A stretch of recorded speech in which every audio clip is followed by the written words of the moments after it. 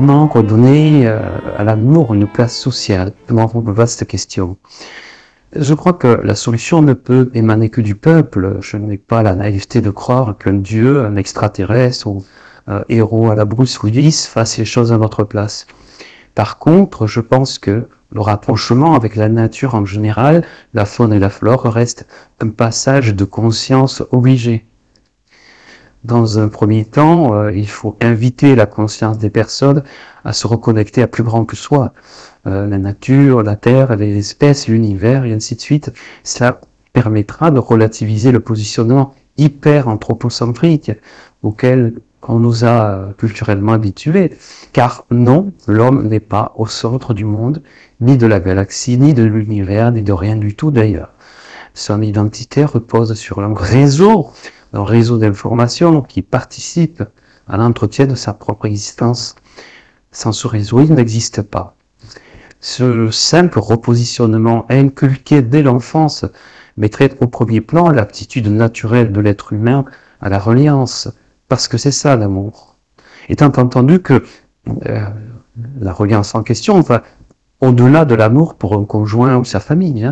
Donc, parlant de pétale d'amour, attention de ne surtout pas le réduire à la sphère privée humaine ou à une simple problématique affective ou de couple. Dans un second temps, je crois qu'il serait bon que chacun fasse des choix courageux. Alors, soit nous renonçons à notre reliance, notre unité, et donnons les pleins pouvoirs à des dirigeants, des élites et des lobbies qui vont décider pour nous ce qu'il faut faire, penser, désirer, et qui vont nous dire à quoi se relier ou se délier. Soit nous ne leur accordons pas ce pouvoir et reprenons possession de nos vies, de notre corps, de nos ressentis et de notre liberté d'esprit, afin de récupérer la pleine conscience de qui nous sommes. Ce choix, il est simple finalement, et pour partie spirituel. Il est quand même réjouissant de constater que de plus en plus de personnes l'entrevoient et comprennent qu'il est grand temps de se positionner. Ces personnes qui font le choix conscient de ne plus cautionner le système, ce sont celles que j'appelle les formidables. Ce sont les foules d'anonymes sur lesquelles le système n'a pas, ou plus, ou peu de prise, en tout cas de moins en moins. Comment expliques-tu que l'emprise du système sur les formidables fonctionne de moins en moins? Peut-être parce qu'une partie de leur être a déjà quitté psychologiquement le terrain de jeu des donneurs d'ordre. La plupart du temps, le formidable, tel que tu l'appelles, se débrouille pour faire plus ou moins ce qu'il veut, tout en se fondant dans la masse. Certains font des choix décisifs, privés ou professionnels, dans le décalage avec les élites, le système, les conventions ou la hiérarchie, a pris dans leur existence des proportions irréversibles qui les poussent à changer de chemin radicalement.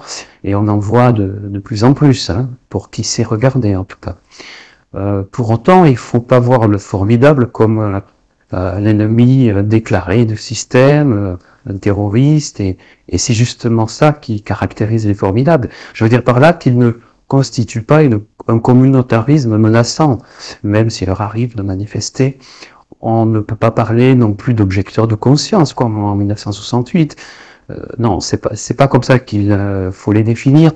S'ils sont de redoutables adversaires du système actuel, ce n'est pas parce qu'ils sont porteurs d'une proposition dérangeante ou révolutionnaire, plutôt en raison de leur envie de tourner définitivement la page, de passer à autre chose, quitte à favoriser un certain chaos de la mesure où ils le peuvent.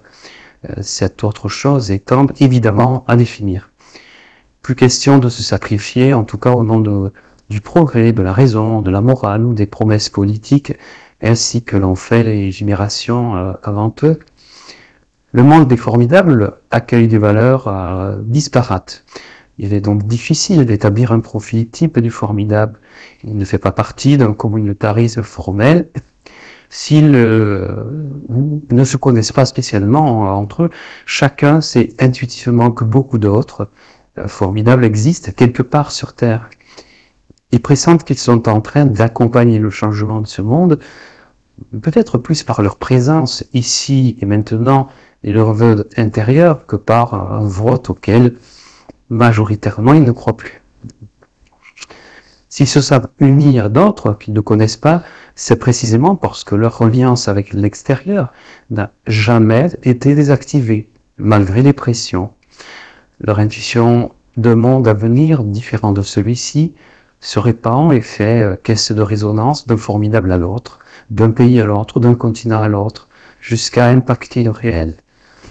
Tenter de maintenir ou réformer ce système leur semble vain et aussi douteux qu'un acharnement thérapeutique sur un agonisant. Le formidable a une conscience aiguë du rôle de l'environnement dans sa vie. Par ailleurs, et sans être forcément religieux, il pense que la vie se situe entre matière et esprit. Et il ne se contente pas de la raison économique pour donner du sens à la vie. Les formidables sont de tous les milieux, de toute culture. Ils peuvent être fidèles à un culte ou se dire athées, être littéraires, scientifiques, manuels, intellectuels, peu importe. Ils ont par contre en commun la croyance au lien invisible qui tisse entre eux, c'est-à-dire à la puissance de leur imprégnation, ainsi que la nécessité d'aller vers une vision unitaire et jouissive de la vie, donc de l'amour au sens large. Eh bien, cette définition du formidable, ta définition me rappelle Gros-Bêta. C'est ce personnage que l'on voit dans une pièce de théâtre de Colin Serrault. Elle mettait en scène, il y a longtemps, deux personnages pris dans une relation maître-valet. Il y avait d'un côté qui sait tout et de l'autre, Gros-Bêta. Le premier parlait de choses intelligentes, mentales, de grands projets. Il s'émerveillait de l'invention de la bombe ou du presse à grue. Là, je vois, tu comprends, je fais le lien avec l'intelligentsia. Tandis que le second, qui s'appelait Gros-Bêta, et qui caractérise un petit peu plus forcément le peuple, se contentait d'aimer le riz au chou. Alors, qui sait tout, c'est le pensant, le parleur brillant, ordonnant, un discours et maître de la rhétorique. Gros-Bêta est celui qui jouit du moment présent et du monde en pleurant, en riant, en mangeant ou en pétant. Et leur différence fait que la communication entre eux est désynchronisée, car le mental de l'un ne peut jamais comprendre ni contrôler l'amour de la vie de l'autre, la jouissance, le vitalisme et la fantaisie de Gros-Bêta. En fait, l'amour de la vie de Gros-Bêta me rappelle cet amour de la vie du formidable, qui est peu compatible avec les projets des élites. Et est-ce que cela ne signifie pas que l'amour incarné par Gros-Bêta ou notre formidable à nous dont nous parlons est un facteur de résistance au pouvoir? C'est exactement ça. L'amour, alors quand je dis amour, je ne parle pas de passion pathologique, mais de capacité à se relier, de reliance avec la nature, puis environnement, avec la vie en général, peut être un facteur de résistance en présence de l'oppresseur. Étant entendu que l'oppresseur peut se trouver à l'extérieur de soi, c'est-à-dire prendre la figure d'une autorité, d'une loi, d'un dictateur, d'un président, d'un groupe d'intérêts ou autre chose.